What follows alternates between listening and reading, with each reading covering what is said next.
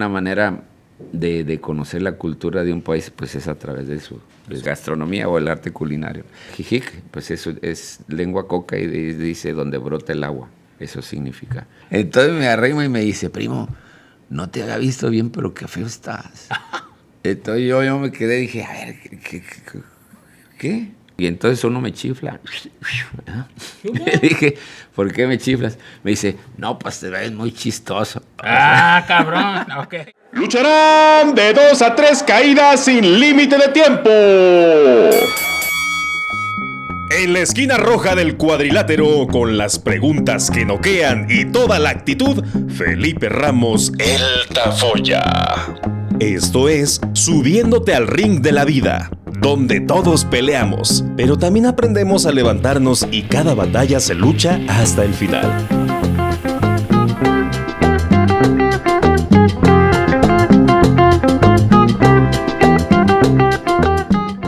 ¿Qué tal? ¿Cómo estamos? Estamos en un episodio más de lo que es Subiéndote al Ring de la Vida.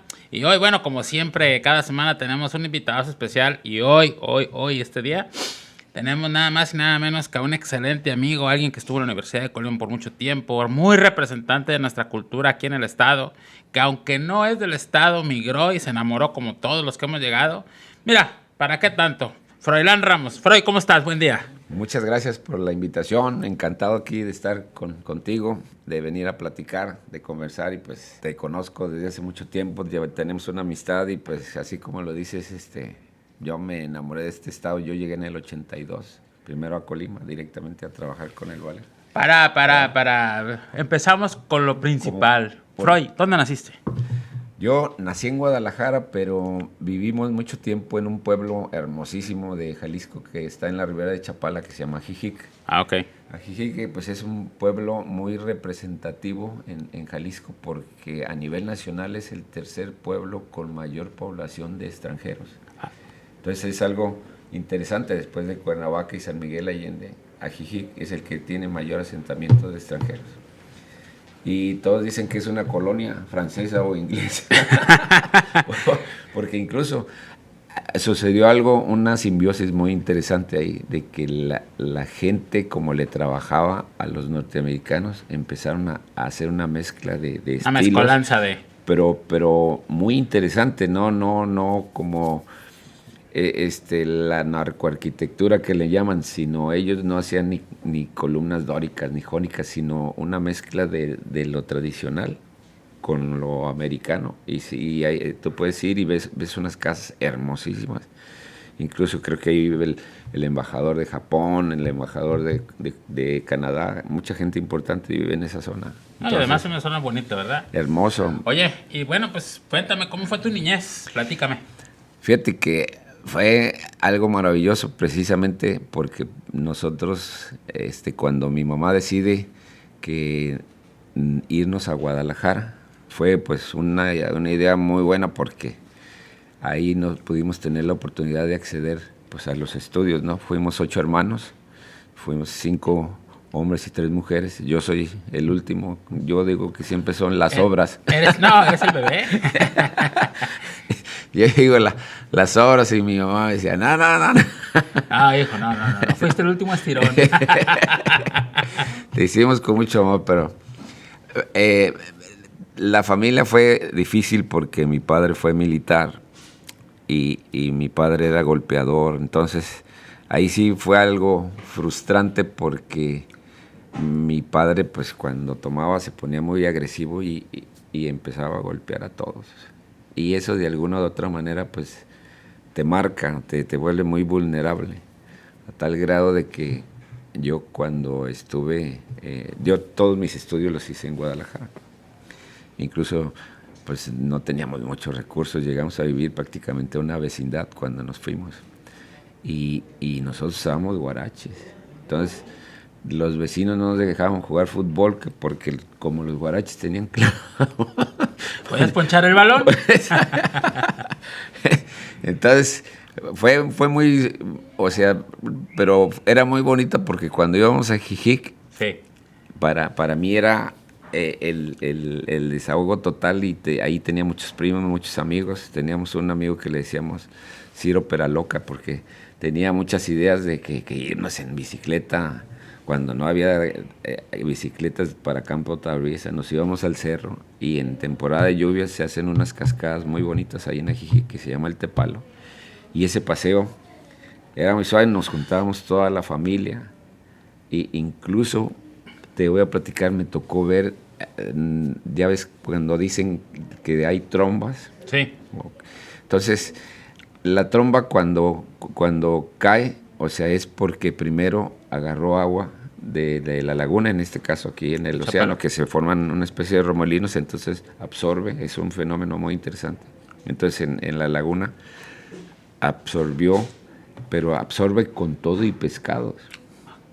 Entonces a tal grado que un día llega una vecina y le dice a mi mamá, oye, mi mamá se llamaba Piedad, le dice, Piedad, en el arroyo, fíjate, en un arroyo, antes había pescado blanco, cuando el lago ahorita desafortunadamente está contaminado, pero cuando estaba limpio la gente incluso tomábamos agua de la laguna. Le llevábamos las cántaras a los pescadores porque se supone que ellos cuando iban a echar el cebo para el pescado, iban hasta la mitad de la laguna y ahí llenaban las vasijas y era del agua que tomábamos. Entonces yo decía, pues, ¿cómo es posible? Pero nosotros todavía en Guadalajara, mi papá nos llevaba agua de Jijic para tomar, no tomábamos agua de... Y no había tanto problema con los parásitos.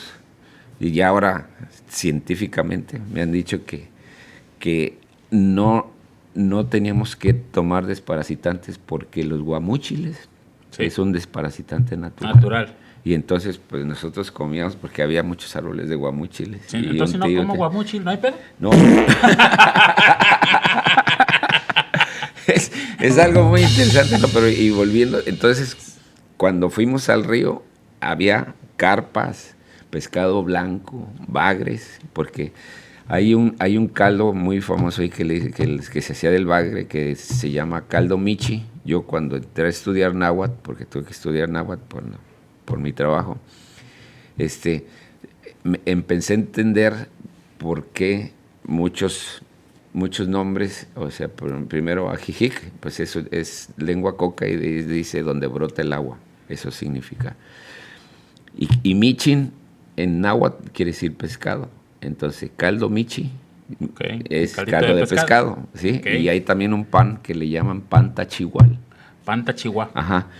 Y ese pan ya lo están vendiendo incluso aquí en tiendas, en Manzanillo, en Colima y en Mazamitla, pero ellos les dicen que son semas, pero las semas son diferentes. Sí, claro.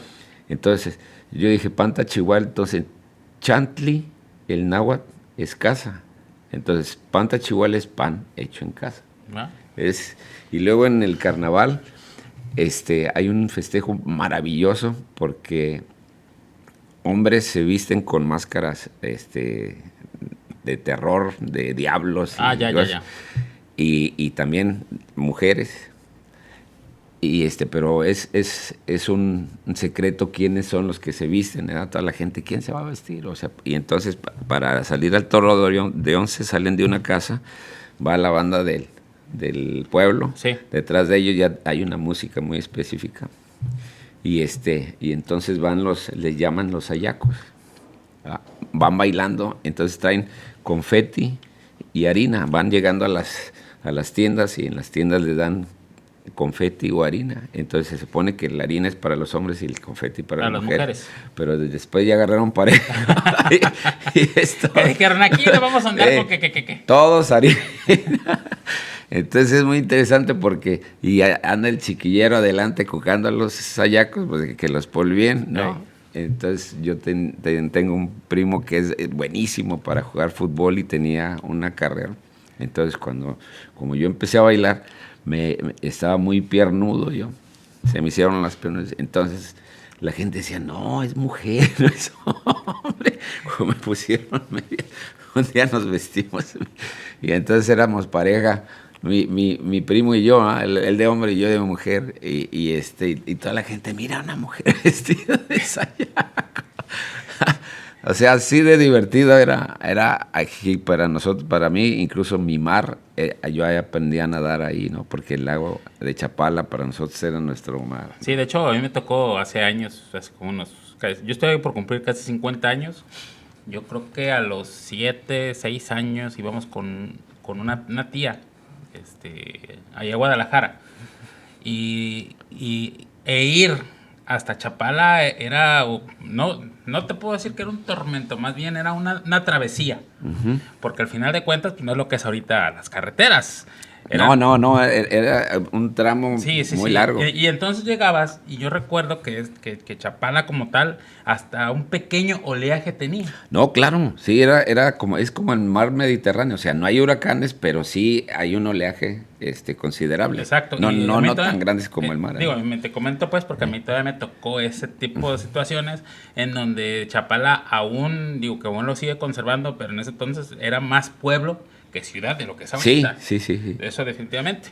Y es más interesante que tengas esa algarabía por tu pueblo, por donde naciste, que yo cuando digo Ajijic, les digo que me estoy riendo. Sí, pues precisamente le dicen el pueblo de la risa. Y digo, ahorita como están las cosas, pues es muy, muy fácil llegar ahorita. No, pues ya la carretera. Fíjate, mi papá se crió con un general.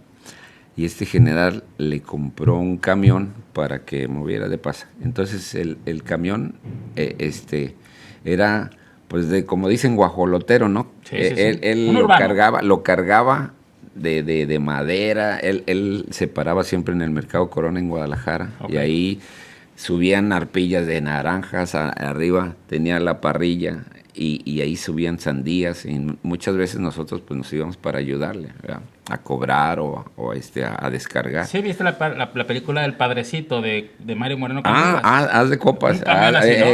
Y luego mi papá, haz de cuenta que salía de Ajijic, salía a las 10 de la mañana y llegaba a las 2 de la tarde a Guadalajara.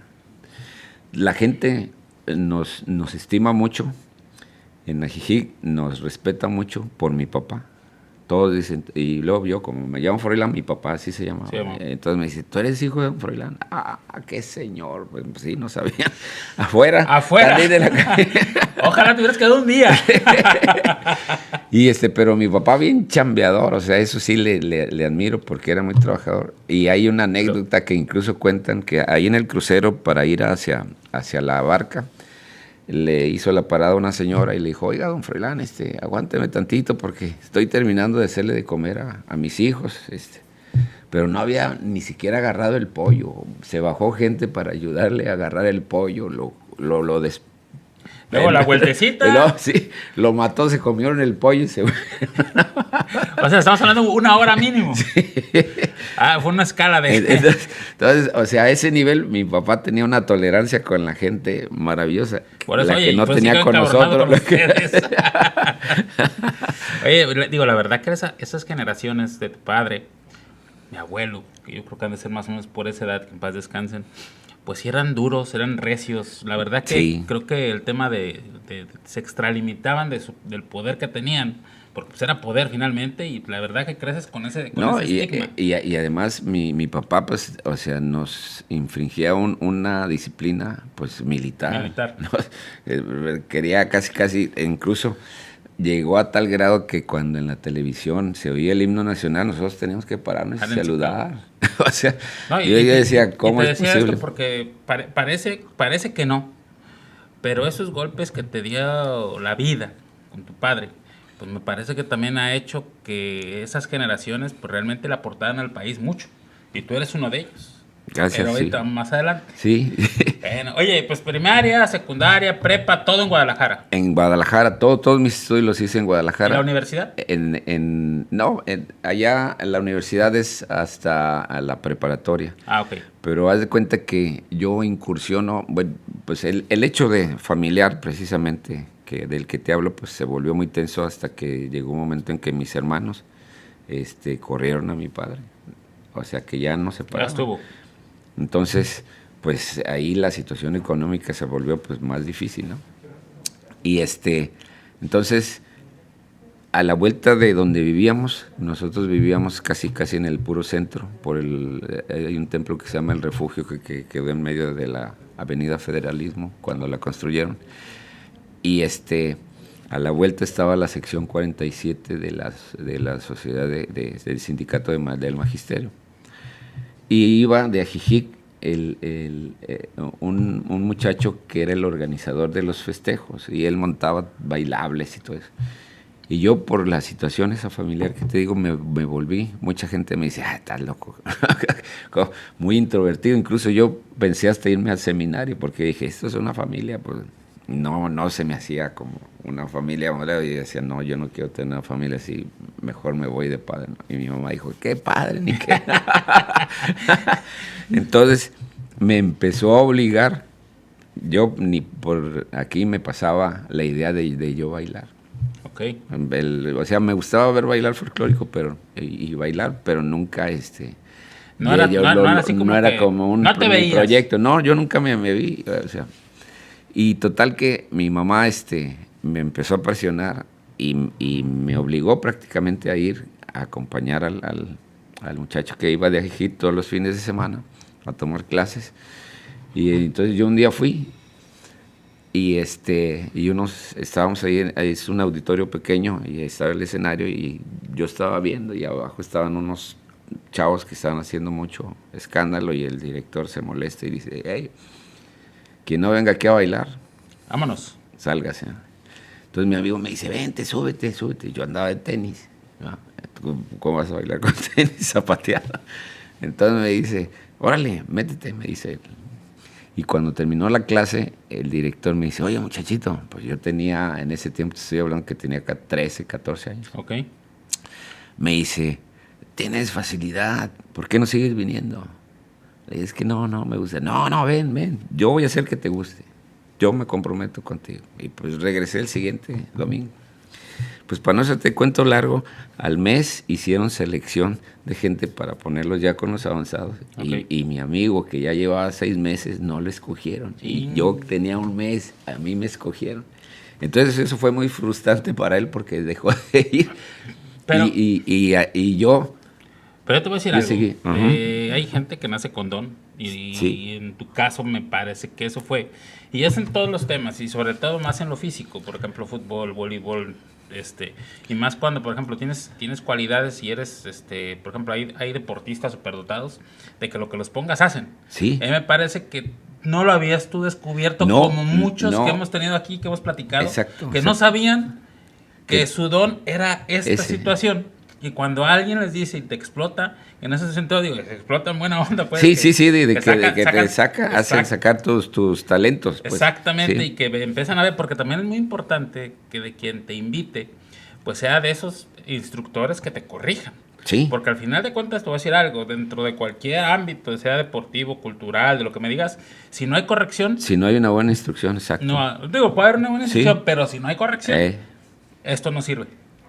Sí, y yo pues fue algo para mí interesante, porque te tengo que comentar algo que me marcó. O sea, fue un detalle, pero yo creo que ya tuve que ir con psicólogo. No, la gente muchas veces piensa que ir con el psicólogo es porque está uno medio lurias, No. pero es una ayuda muy interesante para descubrir cosas que tú no entiendes por qué reaccionas así. Yo he estado tomando cursos y precisamente para corregir porque aún todavía queda un cierto rescoldo de eso. O sea, haz de cuenta, por la misma situación vulnerable que yo me encontraba en la familia. Sí. Dicen que cuando ahí el padre es golpeador, los hijos se vuelven muy inseguros, nos vuelven. Pero afortunadamente mi mamá tenía un carácter fuerte, y ella nos controlaba, porque si no yo creo que hubiéramos sido drogadictos, alcohólicos. Entonces a todos nos dirigía, pero a mí me pasó algo muy tonto, se puede decir, pero a mí me impactó mucho. Okay. En el salón donde yo estaba en la secundaria había una chica que se llama Gabriela, creo que todavía vive incluso, y era hermosísima, de ojos verdes, güerita, y yo cada vez que llegaba ahí al salón se iluminaba el salón. Claro, por supuesto. Sí. Y entonces, como ella tenía el apellido Pérez como yo soy Ramos Pérez y ella era Gabriela Pérez, no sé qué. Entonces me decía primo. Y primo para acá. Y Se da primo. mucho eso en Guadalajara, ¿no? Sí. Que si coincides, o pariente, o primo, no sé. Pero ella pues me empezó a decir primo, ¿no? E incluso en su casa me estimaban mucho, pero un día yo me estaba comiendo mi torta y mi refresco. Y estaba ella como a 10, 15 metros y me dice, primo, ven. Y yo digo, mi prima me habla. Ya. Y luego, como a la prima se la estima. Ella. Entonces me arrima y me dice, primo, no te había visto bien, pero qué feo estás. Entonces yo me quedé y dije, a ver, ¿qué? Sí, estás bien feo, primo. Qué cabrón. O sea, eso no sabes cómo me impactó. Entonces, Claro. si yo ya era inseguro con ese comentario, me partió el alma y que me lo dijera alguien que pues mentalmente para mí era como mi amor platónico. Pues era tu sol. Sí. Era tu sol, haz de cuenta que se te nubló el día. Entonces eso, pues imagínate, tuvo tanto impacto que yo pues más introvertido. La gente fueron mis compañeros que nos pudimos reunir porque fuimos la primera generación de esa secundaria, una secundaria técnica, que ahorita está catalogada como la mejor secundaria en el estado. Ah, cabrón. Y entonces celebramos el año pasado los primeros 50 años de creación de la secundaria. Y nosotros pues vivimos lo más difícil, ¿no? Porque estaban apenas construyendo, estaban todos los talleres, yo estaba en el taller de electricidad y todo. Entonces, pero también fue algo bien interesante porque la maestra de artísticas se dio cuenta que yo estaba bailando y entonces me empezó a sacar y me pusieron a bailar el baile de la iguana, del son de la iguana.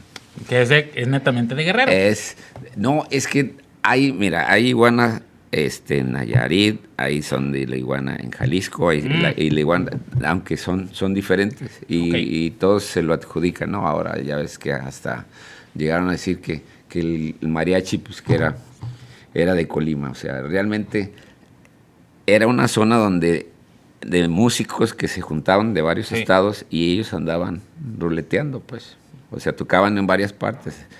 El mismo Vargas dice que no es cierto que se originó ciertamente en Tecalitlán, o sea.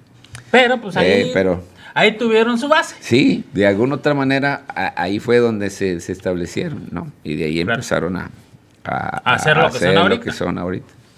Y entonces el director me ve bailar en un festival y ya de cuenta que llegaba algún funcionario o alguien de la SEP y me hablaban, Froilán, vete. que te habla el director, y me ponían a bailar ahí en el patio en adoquín y pues ahí aventarte y andarte arrastrando. Yo terminaba con los pantalones rotos y los zapatos o los tenis y llegaba y mi mamá me ponía unas golpizas. Mira, nomás te pusiste a jugar fútbol, ve. No, mamá. No.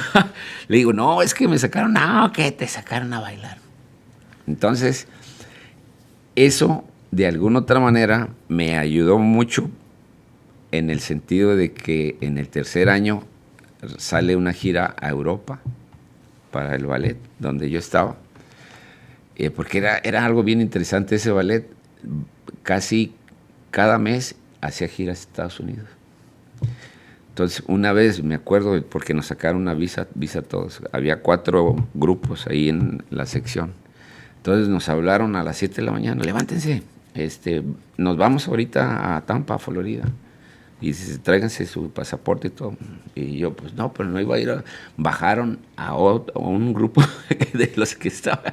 Ya iban al avión y lo regresaron y nos subieron a nosotros. O sea, yo no entiendo cómo lograron hacer eso. Pero el administrador del grupo... Antes se podía. Tenía mucha cercanía con Miguel Alemán, que era el secretario de turismo a nivel nacional. Entonces... al grupo él le mandaba solicitaban un grupo de algún país. Así es. Órale. Entonces, pero este fue un proyecto de un argentino que quiso llevar como una caravana artística a Europa, y principalmente el objetivo era España. Y conformó la caravana con la última esposa de José Alfredo Jiménez, que fue Alicia Juárez, y luego otra cantante que se llamaba Perla Leduc, y luego Adolfo Garza, un tipo que cantaba como Jorge Negrete, iba el mariachi Nuevo Tecalitlán, o sea, no era cualquier mariachi. No era nada. Había en Guadalajara un trío muy famoso que tocaba en el Hotel Aranzazú, que era un trío Los Trevi, y ellos tuvieron que convertirlos en músicos norteños para que pudieran ir. A ver, sí, para ¿quieres acompañar. cambiar tu tema? Si no, no vas. Sí, entonces, y luego iba un floreador, un chavo que se llama Jorge Rivera, que luego él, un buenísimo el floreador, porque él salía en 5 minutos y se llevaba los aplausos, porque era. Y luego la manera en que hacía. Para que la gente sepa, un floreador es el que florea la reata. Florea la reata. Digo, para que no se crea que iba un florero. Sí. Digo, es el que ya va. Sí, espectáculo. Él ya era integrante de la Alteña de Charros. Ok. Incluso, pues, él tenía 18 años, yo tenía 15 años. Él ya tenía experiencia. Y él y yo nos hicimos, como éramos los más chicos, nos hicimos amigos. Mientras mis compañeros hacían fiestas y todo, nosotros nos dedicábamos, por ejemplo, cuando estuvimos todo un mes ahí en Madrid, a recorrer todas las cafeterías a comer pasteles. Oye, ¿y cómo se llamaba la compañía donde estabas? Él era el ballet representativo de la sección 47 del sindicato de maestros. Ajá. Excelente. ¿Y había paguita o no? Porque digo... No, bueno, cuando fuimos a España, allá voy, te digo que fue en ese tiempo, bueno, hace mucho ya, porque fue en el 75, no había relaciones México y España, porque estaba el dictador Franco. Sí. Entonces, acababa de fallecer Franco, tenía 1 año de fallecido y México todavía no tenía relaciones. Entonces, haz de cuenta que el empresario argentino, o sea, por ser argentino le dieron entrada, incluso hizo un convenio con el dueño de todos los teatros de España. Entonces, yo me acuerdo, nosotros llegamos primero a Madrid y estábamos actuando, hacíamos 2 presentaciones en un teatro que se llamaba precisamente México, y nos iba excelentemente bien, las 2 funciones estaban llenas. Pues es que también donde sea hay mexicanos. Sí, y aparte la música de José Alfredo Jiménez y les gusta mucho allá. Entonces, y Alicia Juárez, pues cantaba. Oye, y esta gira que hicieron es más o menos lo que hacían en los años 60, 70 los cantantes de moda, porque según cuentan, de que por ejemplo que iba por ejemplo José Alfredo Jiménez en su vehículo, y luego que atrás en un camión venían otros, Viruti Capulina y situaciones. O sea, era increíble, pero la música mexicana tenía mucho impacto allá. Pues de hecho, digo, tú has salido, yo no he ido al otro lado del charco, pero tú ya fuiste de qué lado, y cuando ven un mexicano, ven, no sé, como que, amigo. Bueno, ahora ahora hasta miedo nos tiene. No, te pasan la maleta como 5 veces. Vas a traer algo. No, pero digo, era muy bonita esa situación. Sí. Me lo contaba mucho, por ejemplo, la mamá de Checo Bravo, doña Conchita, que cuando fueron a Europa, pues para subirte al Eurotúnel, pues tenías que presentar tu pasaporte, porque al final, mexicano, no, pásale, pues, o sea, un tema de algarabía, pues. Sí. Como ver un brasileño aquí en México. Luego te platico ahorita más adelante una anécdota que me pasó con un grupo de Puerto Rico, pero eso ya más reciente. Pero en esa ocasión, te digo, tuvimos la oportunidad maravillosa, por ejemplo, en el hotel donde estábamos hospedados, porque como nos estaba yendo muy bien, entonces había buena paga y estábamos en un hotelazo. Primero llegamos a un hotel donde compartíamos todos los de un piso. Había un solo baño nada más. Cabrón. Nada más para que te des una idea. Entonces, algo bien interesante, la gente allá no se bañaba mucho, no acostumbraba mucho los baños, ¿no? Sí, y aparte es muy cara. Sí, pues digo. Y incluso cuando ibas a los restaurantes, yo recuerdo que lo primero que te servían era vino tinto o vino blanco. Y si pedías agua, te la vendían. Y el vino era regalado. Así es. Sí. Y era muy... Dice yo, pues, ¿cómo que el vino regalado? Y dijeron, y de ahí me puse bien pedo. Entonces, son vivencias bien interesantes, ¿no? Y te digo, ahí en el hotel donde estábamos, estaba hospedado el Indio Fernández. Emilio. El Indio Fernández, y se enamora de una de las chicas. Entonces, iba con nosotros a comer. Allá a la vuelta del hotel donde estábamos, estaba una cenaduría, un restaurancito, pues, sí. Allá le llaman Ostrerías. Y era muy, muy bueno porque eran platillos tradicionales españoles, que gazpacho andaluz, manos de cerdo a la gallega, etcétera, ¿no? Entonces yo ahí, una manera de conocer la cultura de un país, pues es a través de su gastronomía o el arte culinario. Entonces, se iba a comer con nosotros, el indio, y me acuerdo que yo le decía, don Indio, sáqueme en una de sus películas, aunque sea de escenografía. Y me decía, sí, niño, cuando regrese a México, allá te voy a buscar. Me buscas allá en Estudios Churubusco. Pero resulta que cuando él se viene antes que nosotros, porque nosotros duramos 3 meses, ¿verdad?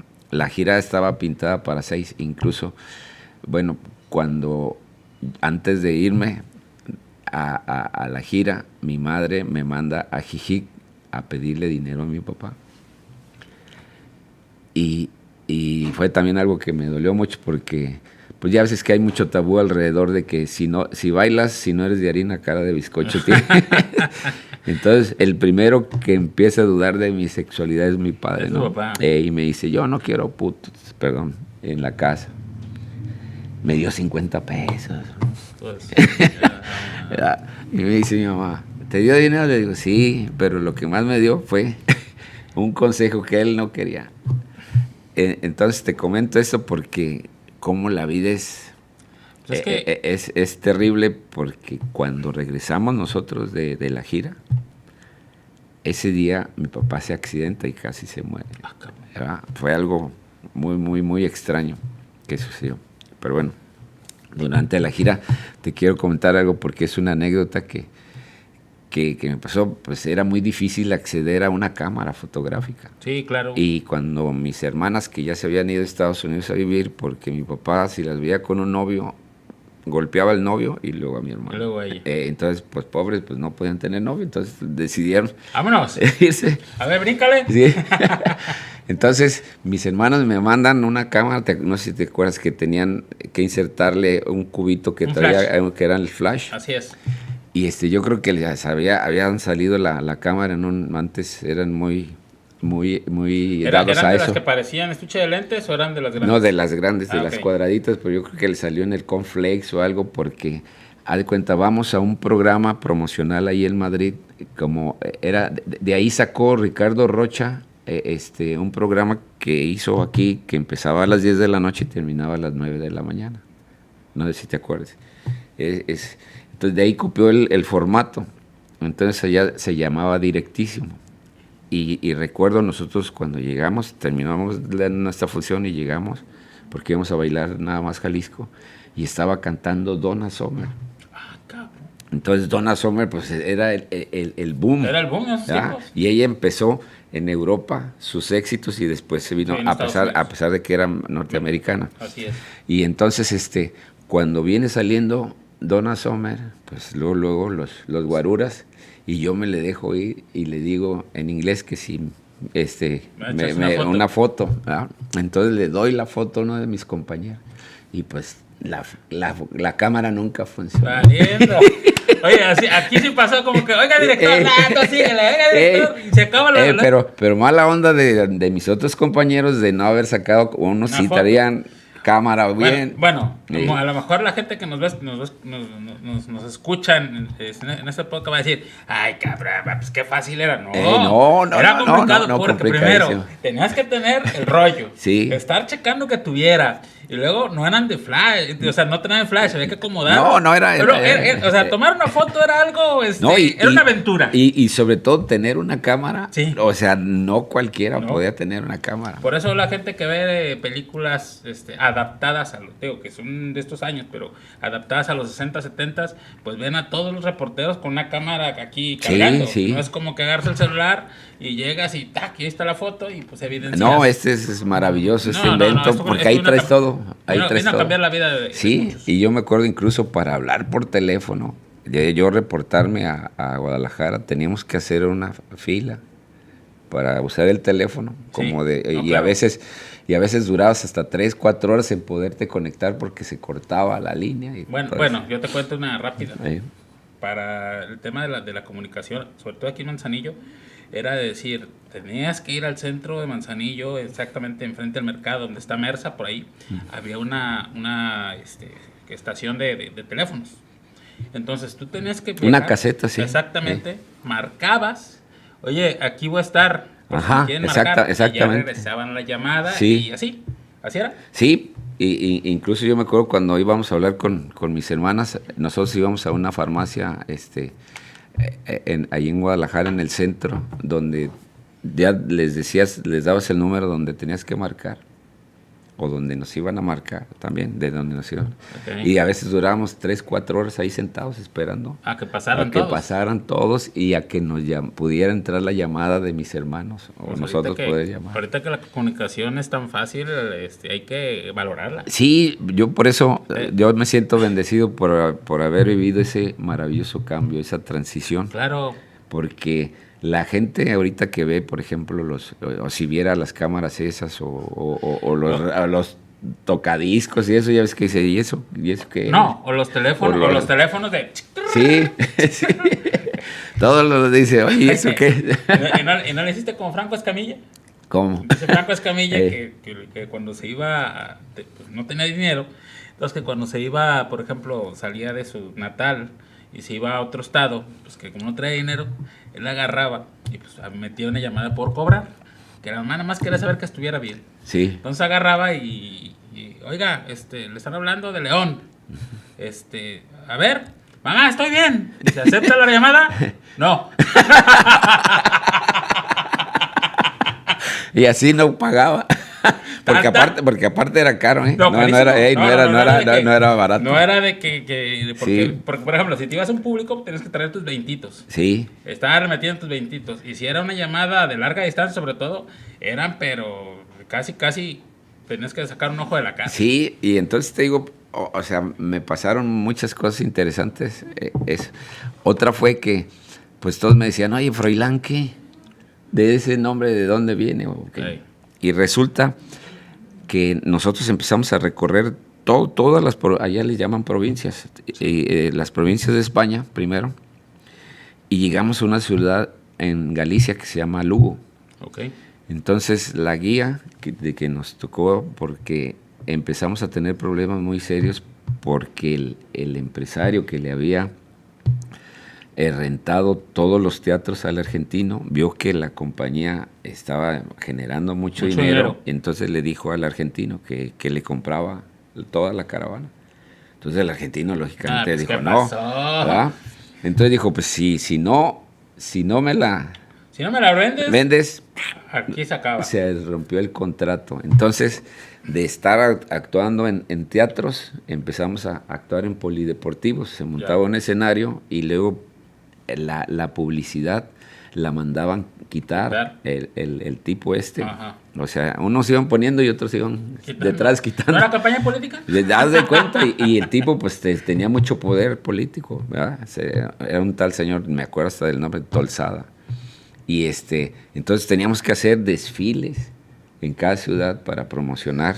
Entonces andar bailando durante 2 horas y luego otra vez hacer dos funciones. Era como cuando los circos Haz de cuenta, ajá, exactamente. por las ciudades entraban y después nos vemos en tal área. Sí. Entonces, complicado, ¿no? Y eso pues empezó a mermar y de repente había momentos en que ya no había paga. Nos decía el argentino, aguantes, porque él quería esperarse a que empezara la temporada de toros y que nos presentáramos en la Plaza de las Ventas, sobre todo ahí. Y eso, él tenía la seguridad de que iba a recuperarse, ¿no? Pero ya eran 3 meses y también empezaba a haber muchos problemas internos, peleas entre... claro. Y luego, lo más interesante es que la gente tiene que ir preparada psicológicamente. Yo, por ejemplo, no me acuerdo que el director nos hubiera dado una plática previa o algo sobre eso. Vámonos. Lo que sí, nosotros después, yo sí, en otros grupos sí hacían. O sea, porque se ponían de acuerdo, decían, vamos a ir a otro país, va a haber otra comida, va a ser esto, no es igual, no porque hablemos el mismo idioma, por ejemplo en España, o sea, podemos hacer lo mismo que aquí.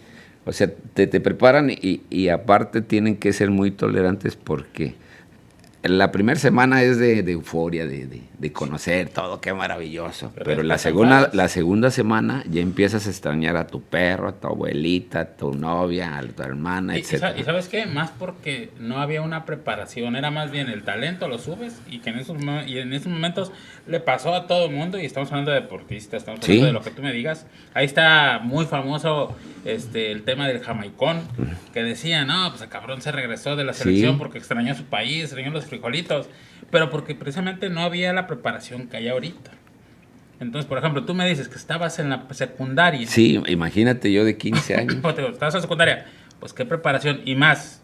Y lo que lo platicaste en una ocasión, que te fue a reclamar una mamá cuando estabas en la Universidad de Colima. Ah, sí, eso. Que la mamá le dice, oiga, pues ya, no cuente con mi hijo. ¿Y por qué?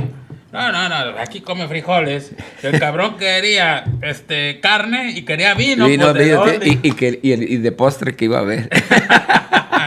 Sí, es un tema complicado. La verdad que hay que, si vas a salir, creo que por eso hay ese tema de que tienes que ir viendo quién sí tiene la capacidad, no nada más de bailar, sino de adaptarse. Sí, porque de verdad, fíjate, y lo más interesante es que los mariacheros eran los menos dispuestos.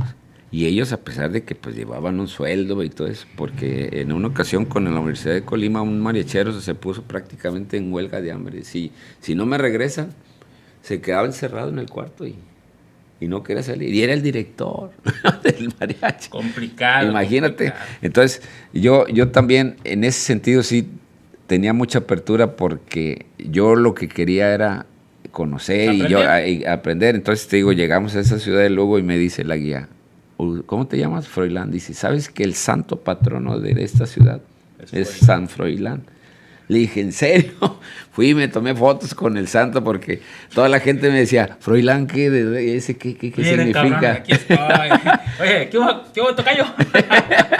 Entonces eso fue para mí maravilloso darme cuenta y ya les presumía, sí hay santo, incluso el primer nieto del rey Juan Carlos, la esposa, la hija mayor, le pusieron a su hijo Santiago Froilán, porque el santo Santiago es el santo, incluso es muy famoso el Camino de Santiago, no sé si lo has escuchado, sí, que inicia en Francia, es como ir a Talpa, por decirlo así, pero allá es de un país a otro. Incluso ya está la ruta bien establecida, la ruta de Santiago. Es como si fueras a Talpa, porque sí, al final no cuenta, las distancias son muy cortas allá. Exacto. Y pero ahí en Santiago de Compostela, todo está el féretro del Santo Santiago, sí, y todo el altar está hecha con plata mexicana. No, sí, es una iglesia hermosa, pero todo, y lo presumen así, miren, todo esto es plata mexicana. Le he dicho, pues con permiso, yo la voy a llevar. Ahora que querían que se disculparan, eso sí se me hace muy... Oye, discúlpate, pero me apellido López, ¿no? Y luego la esposa, quiero nacionalizarme española, porque es venezolana, es mexicana, Ciertamente, pues hubo muchas matanzas y todo eso, pero no tiene nada que ver. Sí. Oye, Freud, ¿cuándo caes al estado de Colima? Mira, pues después de mi regreso ya de Europa, yo me cambio al ballet de la Universidad de Guadalajara. Y ahí, desafortunadamente, el grupo donde entro se desvincula del grupo oficial, que era Samarripa, el director. Entonces, y el director del grupo donde yo estaba, que era el de principiantes, era un tipo que se llama Alberto Vega, era el primer bailarín y el mejor bailarín para mí que ha tenido la Universidad de Guadalajara. Entonces, se deslinda y él nos dice, a ver, quien quiera irse al ballet oficial, quien aspire a estar en el ballet de Samarripa, pues es el momento. Yo acababa de entrar y a mí me gustaba mucho como él enseñaba y yo me quedé. Entonces, él tenía un contrato, había un hotel aquí cercano, por la costa, en Jalisco, que se llamaba el Club Mediterráneo, que incluso el Club Mediterráneo fueron quienes innovaron el all inclusive, Ok. sí, el todo incluido, porque era una cadena a nivel mundial y y ahí había los famosos GIOS, que ellos del Club Mediterráneo vinieron aquí a Maeva a capacitarlos, porque Maeva entró en esa misma dinámica de tener GIOS y hacer ya shows y todo eso. Entonces, los mismos trabajadores eran los que hacían el show y eran trabajadores de diferentes países porque los estaban rotando.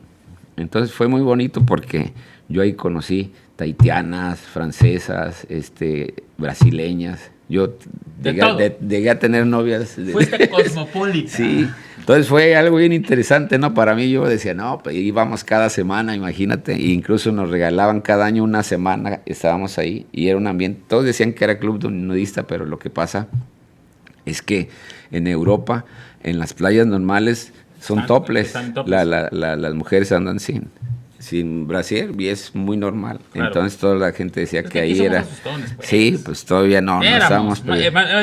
Éramos, ya no. Oye, antes decían, ¿cómo se verá sin ropa? Y ahorita dices, ¿cómo se verá vestida? Sí. ¿En serio? No. Y luego también en una ocasión que estábamos en Valencia, la guía dice, ¿quién quiere ir a la playa? Y todos, no, pues todos queríamos ir a la playa. Y ya dice, ¿a cuál quieren ir? ¿A la normal o a la nudista? Entonces uno de los maricheros se para y dice, queremos ir a la nudista. Y yo le dije, a ver, momento. Si vamos a ir a la nudista, nos tenemos que encuerar todos. Así es. Ah, no. Sí, ¿no? No, así que chiste. O sea, él creía que dijo, no, sí, pues vamos a la nudista y nada más es echar un taco de ojo. Entonces, pues no, ¿verdad? Y te digo, la gente, volviendo a eso de que no estaba preparada, porque a mí me daba mucha tristeza porque todos empezaban, ay, que una carnita asada, que unos frijolitos. Y yo les decía, a ver, analícenlo bien. ¿Cuánto tiempo vamos a estar aquí? 3 meses. Entonces, 3 meses que vas a comer comidas diferentes. Claro. Pero vamos a regresar a México ya toda tu vida. Vas a estar comiendo frijoles, carne, o sea, entonces mejor aproveche, es muy poco tiempo. Claro. ¿No? Y entonces te digo, por eso hay mucha gente de repente que el chile, que hay unos que se llevaban. Sí, en una gira. Es normal, pero yo creo que no debes de obsesionarte tanto, hay que tener apertura. Claro. Te digo, yo incluso aprendí, porque mi madre siempre, como se iba con mis hermanas a Estados Unidos, nos dejaba a los hombres solos en Guadalajara, mis 4 hermanos y yo. Entonces nos enseñó a lavar, a planchar, a hacer de comer, porque nos turnábamos, y eso yo le agradezco mucho, ¿no? Porque soy autosuficiente ahorita, vivo solo y la gente me dice, oye, ¿quién te prepara de comer? Pues yo. E incluso aprendí a hacer la tortilla española que me queda de maravilla, ¿sí? Y te puedo decir que incluso yo me iba a casar con una española. Nada más que como que me vio bien y dijo, no, mejor está siempre. Feo. ¿Qué dijo? Está feo. Está feo el día. Bueno, Freud, entonces, ¿cuándo llegaste a Colima?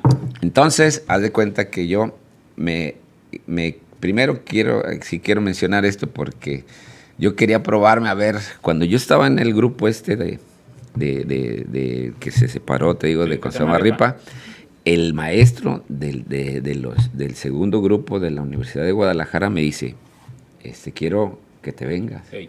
Entonces yo le dije, oye, Abraham, no, dice, donde quieras. Es decisión de cada quien. Si tú quieres irte, porque el ballet oficial se iba a ir de gira. Entonces me hablan, porque me dice, yo necesito un solista, porque los que están aquí no llenan los requisitos. Entonces, pues yo llego, pero me echo de enemigos a todos, lógicamente, porque llego y me pone en los... Entonces estábamos ensayando en el Teatro de Gollado, sí, que es donde bailaba el ballet, y llega Samarripa, y entonces él dice, ¿quién es ese? Ahora tú. Ahora yo, ¿ah? Porque pues él no me había visto, y dice, viene de Convega, ¿ah? Sácalo, no lo quiero ver aquí. Entonces pues yo me quedo, y estábamos precisamente en el solo que hacíamos de un corrido que creo que es el corrido más bonito que ha creado Samarripa, que se llama Polino Guerrero, y yo era el solista. Entonces estábamos en la parte más como dicen, álgida, ¿ah? Que es un como que bailando como que si estuviéramos haciendo el amor. Y la música también es muy candenciosa y hay un golpe de espuelas, porque tenía que bailar con espuelas. Y yo estaba pues bien emocionado, bien metido cuando llega que le dice, ¿y este quién es? Sácalo. Y el director no supo qué hacer y yo volteé y le dije, ¿qué? Y me dice, no, vente, salte. Me dice, mira, ellos se van el lunes, entonces... En cuanto se vayan, ya que se vayan, otra vez se viene. Entonces, haz de cuenta que yo me integro, ya que se fueron, y entonces tuvimos, en ese lapso de tiempo fuimos a Nicaragua, y tuvimos la maravillosa oportunidad, te digo maravillosa porque de alguna otra manera no te lo imaginas. Era el aniversario del triunfo de los sandinistas. Okay. Entonces, como la FEC, la Federación de Estudiantes de Guadalajara, apoyó mucho el movimiento sandinista, entonces nosotros fuimos como representación de la FEC. Okay. Y ahí estuvo incluso el presidente de la FEC en una cena donde estuvo Ortega, el actual presidente que se enganchó y no quiere soltar el hueso. Estuvo Yasser Arafat, porque era también, imagínate, el de líder palestino. Y estuvo como jefe de Estado el presidente de la FEC. Y nosotros en una comida que nos invitaron. O sea, eran experiencias maravillosas. Y te voy a decir algo, y sí era impresionante para ustedes. Sí. Porque al finalmente, pues no es como que ahorita abres una red social o hables el Google y sabes, o sea, los ves fácilmente. Para verlos, era solamente en televisión y esporádicamente porque pues pasaban flashazos. No, y aparte el séquito de guaruras que traía Yasser Arafat era increíble, ¿no? Y aparte, bueno, también nos tocó vivir cosas muy terribles en Nicaragua, porque mataban gente, amanecían gente muerta, y nosotros nos pusieron unas cabañas muy bonitas en un lugar que se llamaba bueno, se me fue el nombre, pero nos íbamos a correr al pueblo, bajábamos y veíamos gente muerta, y ya la gente la veía normal, porque con lo que vivieron, con la guerrilla y con los soldados, Era complicado. Era complicado. La gente va perdiendo la capacidad de asombro. Sí, claro. ¿Sí? Y eso es algo muy... Entonces, después de Nicaragua fuimos a Los Ángeles al aniversario de la fundación de la ciudad de Los Ángeles, y a los 15 días fuimos a Nueva York a dar el grito. Y me acuerdo que estaba la de secretaria, en ese tiempo estaba López Portillo de presidente, y se decía que él andaba con la secretaria de turismo, y ella dio el grito. Nosotros bailamos, estuvo Raúl Velasco, dirigiendo todo, y dio el grito. ¿Cuáles personalidades conociste? No, me tocó, te digo, eso fue maravilloso. Entonces regreso a Guadalajara y ya habían venido el ballet de gira, y dije, me va a volver a correr Samarripa. No tarda. Entonces vamos a bailar al Teatro Ferrocarrilero a México, y decido quedarme en México, y dije, me voy a probar, porque ni mi mamá sabía. Y me fui hasta sin dinero. Andabas de trotamundo. Sí, dije, a ver hasta dónde puedo llegar, porque el ballet más importante en México era el ballet de Amalia Hernández, ¿sí?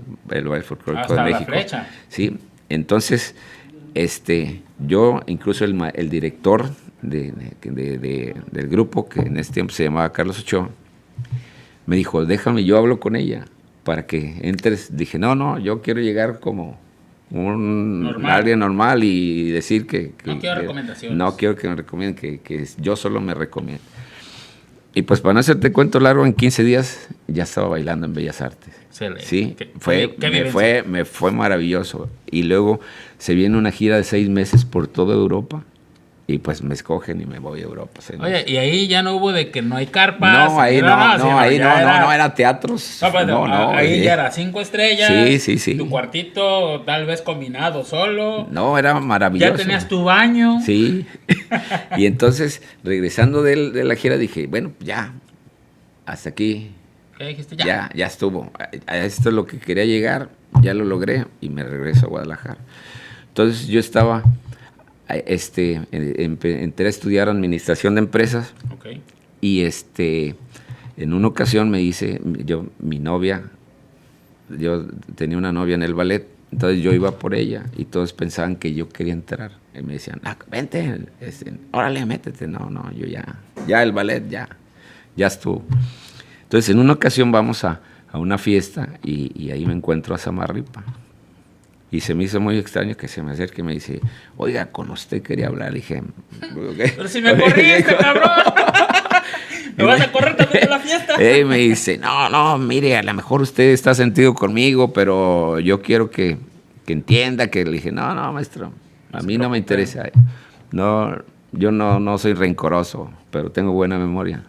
Es correcto. Sí. Pero sí me acuerdo. Entonces me dice, es que hay un proyecto en Colima. Dice, él me dijo que era por parte del presidente porque iba a ser ya Miguel de la Madrid. Ajá.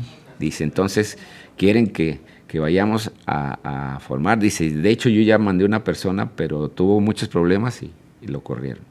Entonces necesito una persona como usted. Confiable. Dije, ahora yo... Ahora resulta. Ahora resulta. Y yo le dije, no, maestro. No me interesa. Y mi novia, sí, ándale, y luego te estoy invitando a Samarripa, ¿cómo estás? Oye, y tú, si supieras que este cabrón me Sí. corrió. Entonces yo seguía con la espinita. Sí. Y ella me dijo, mire, piénselo, no me conteste conteste ahorita. Es más, lo invito a desayunar, los invito, dijo.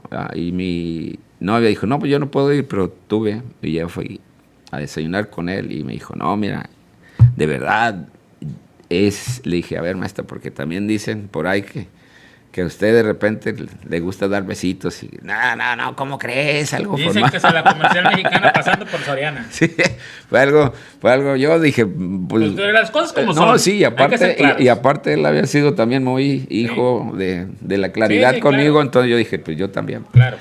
Y me dice, mire, vamos a tener un ensayo la próxima semana. Y antes venía el coro y el mariachi desde Guadalajara, porque no había un mariachi que se ajustara Pero y que le gustara. formarlo, todo. Sí, entonces, el fin de semana yo vengo, yo ni conocía Colima, te digo. Nos hospedaron en un hotel muy bien. Nos llevaron, era muy famoso en ese tiempo, unas carnes que le decían el chanfaino. Ok. Nos llevaron a cenar a chanfaino. Ahí se me acercó el que en ese tiempo era el director de Liuba. Y ya me dijo, oiga, maestro, pues ya me dijo el maestro que usted tiene las cualidades, etcétera. Y yo le dije, mire, pues yo quiero seguir estudiando y si puedo combinar las dos cosas, sí me vengo, si no, no. Me dice, no, es que la facultad solamente es en la tarde aquí, en Colima. Los ensayos son en la tarde. Y los ensayos son en la tarde, entonces no. Se va a complicar. Le dije, no, pues entonces no me interesa.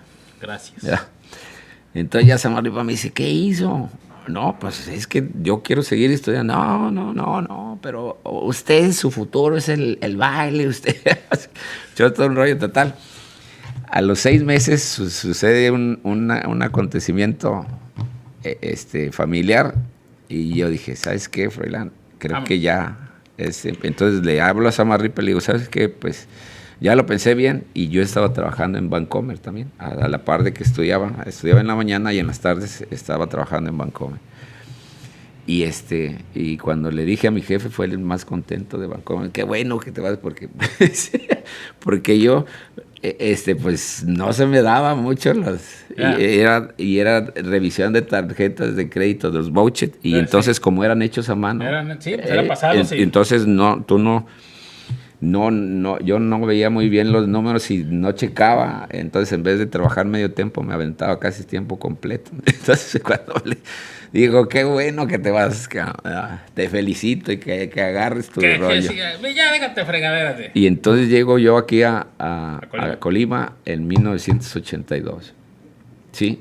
Y a los 4 años Samarripa vio que ya los chavos me estimaban mucho, incluso cuando él llegaba, porque él vivía en Guadalajara y venía nada más los fines de semana, y yo pues chambeaba toda la semana con ellos. Entonces al principio fue muy difícil, porque a mí me tocó la parte más complicada, o sea, la técnica. Sí, formar. Sí, entonces ellos me decían, no, pues Samarripa tiene mucho colmillo y los envolvía perfectamente, hasta les decía pentontos y ellos se reían.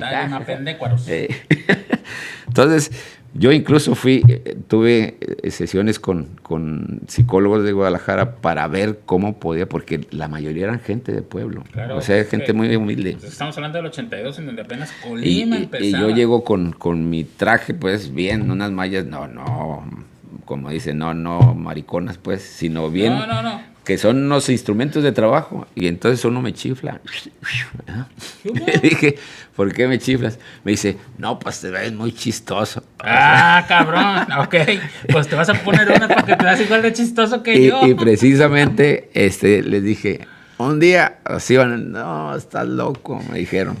Y resulta que se viene la primera presentación en Bellas Artes, y me dice Samarripa, oye, no podemos llevarlos con esos trajes que traen, cabrón. ¿Qué hacemos? Pues tenemos que ponerles a todos. Pues mándalas a hacer, porque las hacían solamente allá en la escuela de Amalia Hernández. Y ya hablé con la costurera y pues a todos, y ya me paré enfrente y les chiflé. Órale, cabrón. ¿Qué pasó, bro? No se hagan, ¿eh?